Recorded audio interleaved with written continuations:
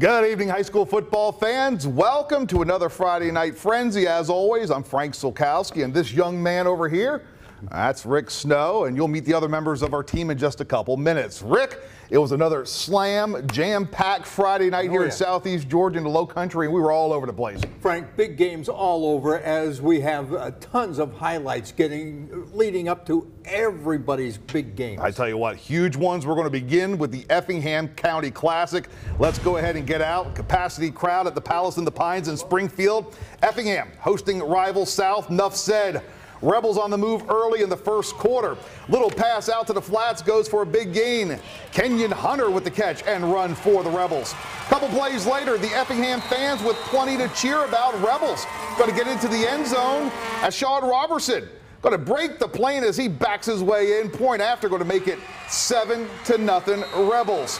The Josh Reddick Foundation on hand to present Effingham County High School with a donation of $5,000. Nice. Good stuff there, and really good stuff here. Second quarter, 4th and long for the Mustangs. Looks like one of those rugby-style punts. Not happening. The fake. Eric Norman going to keep, and he's going to take it the distance for the touchdown. With the point after, things were tied up at 7.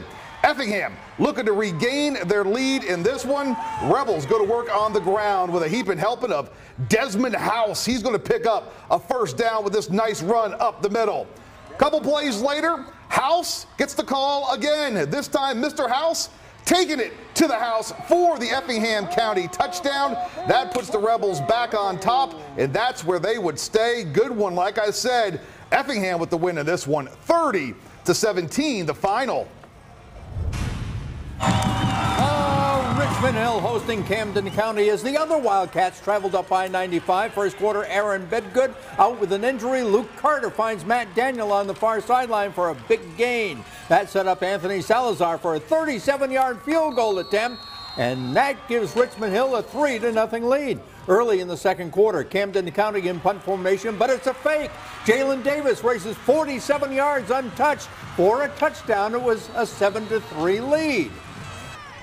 Back comes Richmond Hill as Carter hooks up with Jamal Polite for a big gain into Camden County territory. That sets up another Salazar field goal attempt, this time from 21 yards, cutting the lead to 7-6. Camden County would blow open a close game for late for a 33-6 victory as the Wildcats suffer their second straight loss. In Garden City, Jenkins was leading Savannah High 30-0 at halftime. In the third quarter, the Blue Jackets going for it on 4th down, but the Warrior defense shuts that one down and takes over at midfield. Moments later, Ashanti Daniels, he finds a big hole, and he's taking it to the house to increase the Jenkins lead. The Warriors line up to shift into extra point formation, but they don't. They snap the ball to Antoine Bynes, who floats the pass to Dalen Dotson for the 2-point conversion. It was 38-0. The Warrior defense kept the pressure on as Dejan Morgan intercepts the pass. Jenkins wraps up a 38-0 triumph to improve to 2-1 for the season. Had us a good one in Brooklyn. Southeast hosting Islands late in the first half. Sharks got their offense on the move. The pass going to Dalton Singletary. That's good for a first down deep into Yellow Jacket territory. Seconds later, throw into the end zone. Couple receivers going to be there when all is said and done. It's Florida State commit Kalen DeLoach with the catch for the touchdown. Sharks up a touchdown at the half. Islands adding to their lead early in the third quarter. It's DeLoach again, this time on the ground. Breaks a couple tackles. He's going to take it to the house. Sharks getting a little separation in this one, but Southeast Bullock, they are going to rally. Jamari Daniels getting the call. He's going to bust it to the outside for a big pickup into Shark territory. Couple plays later, looks like the Jackets going to pull within a touchdown. Blaze Minnick eludes the pressure, scrambles, calls out for his blockers, and he is going to take it. Looks like the touchdown. They say he's now just shy of the goal line.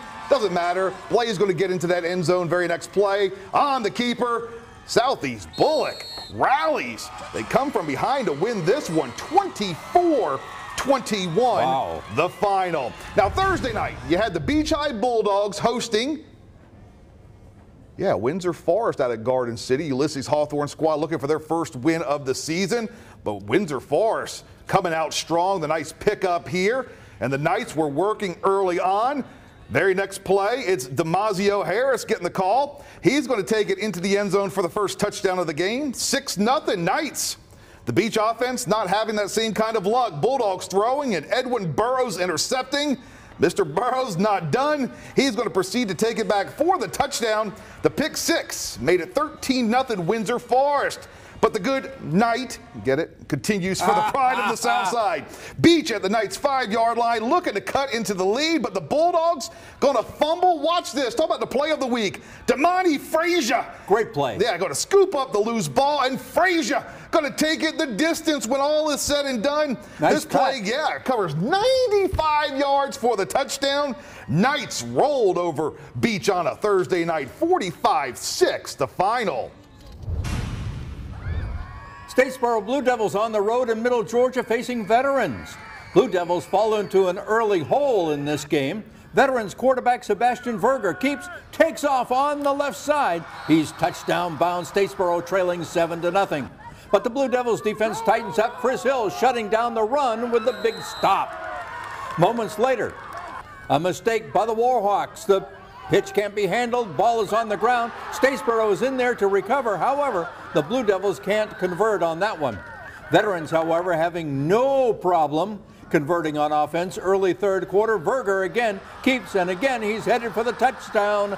And Blue Devils blanked on the road. 21-0 is the final. All right, meanwhile in Statesboro, the Bullock Academy Gators hosting Memorial Day. Blue Thunder going to grab the early lead in this contest. Treshawn Pinkston going to go in on the keeper. He's into the end zone. Memorial up 7-0 quick-like.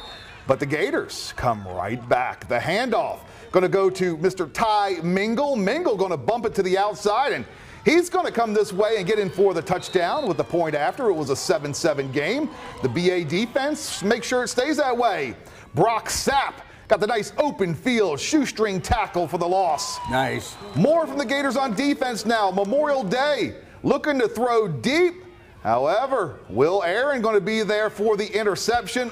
Bullock Academy, they're going to pick up the win over the Blue Thunder in this one, 35-21, the final. Quickly, one of the biggest games in the state pitted Benedictine and Blessed Trinity up in Atlanta. Cadets in a world of trouble early on against the Titans, who are ranked in the top 5 in Quad A. It's 10-0 in the second quarter when Blessed Trinity adds to their lead. Steel Chambers. What a name, what a score here. Chambers with 3 touchdowns in the contest. Good football name. Very good, and a really good football team in Blessed Trinity. They roll over Benedictine in this one. Wow. 38-7, the final. Now, folks, we are just getting started on the frenzy. Amber Lynn over in Sweet Onion Country. You had Vidalia battling Tattnall County, had Toombs County hosting Claxton. And we've got those highlights on the way, plus a trip over to the Low Country for another big Coastal Empire Low Country showdown. That's right. You're watching the frenzy. Stick around.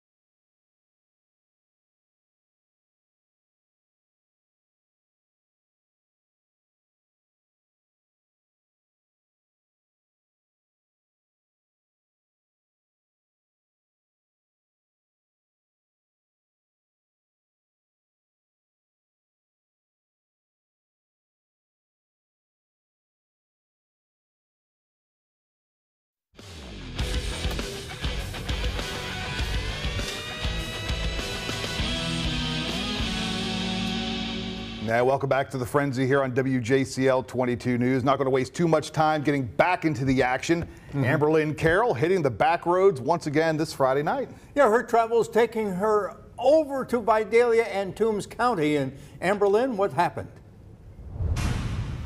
Well, a busy night of high school football indeed, and we get things started in Southeast Georgia over in Sweet Onion Country. Vidalia Indians hosting Tatnall County in Vidalia Friday night. The Indians start things off early. Mark Warlard on the keeper here for the Indians. He finds his wheels, takes it around the side, dodging the defense, and goes in for the Vidalia touchdown. Indians now up over Tatnall County. Tatnall County now on the prowl here.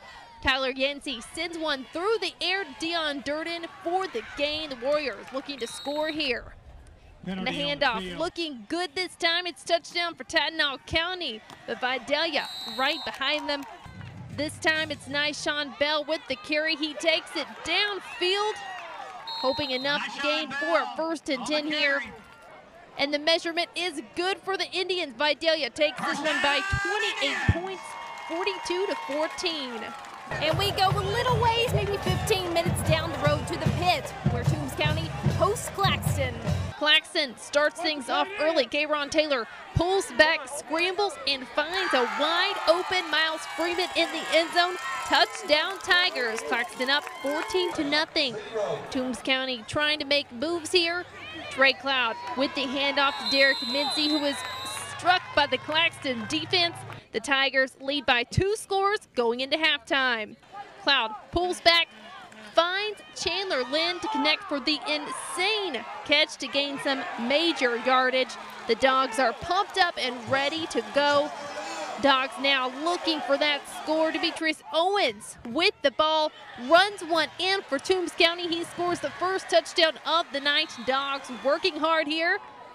But Toombs County in a little trouble. Cloud is taken down by the Claxton defense. Tigers take this one 21-14. Reporting for Lions, Amberlynn Carroll, WJCL 22 News. All right, thanks, Amberlynn. To the Low Country, Hilton Head looking to protect the home nest, but the Seahawks running across a buzzsaw in the form of May River. Quarterback Ahmad Green getting things started. He scores on the keeper. The Sharks were off and running if Sharks could run. Second quarter, Brandon Morales getting the call. He takes it off the left side, and Morales is headed into the end zone for another May River touchdown. Plenty more from Morales and the Sharks in this one. Morales headed to the end zone for a second time. May River, folks, for real. 55-11 the final over Hilton Head. Wow. Big win there, and you know what? We're going to stay across the big bridge. And last week you had Beaufort knocking off Effingham County in one of those Coastal Empire Low Country clashes. Tonight, another big matchup over in the Palmetto State. Well, Beaufort once again hosting a solid squad from the Peach State. Dave Williams has all those highlights. Dave? Well, guys, Beaufort High once again the site for that Coastal Empire Low Country clash this week. The Wayne County Yellow Jackets buzzing into Beaufort, and Beaufort off to a great 3-0 start on the young season, but that would be put to the test in this one. Wayne County, they waste very little time getting going as M.J. Fuller. He will cap off the opening possession with a touchdown, and the Yellow Jackets lead 7-0. Then on their next possession, it's Fuller again. He will have the big run and get the Yellow Jackets in to Beaufort territory. After losing their quarterback Shane Taylor to a late hit out of bounds, Wayne County didn't miss a beat.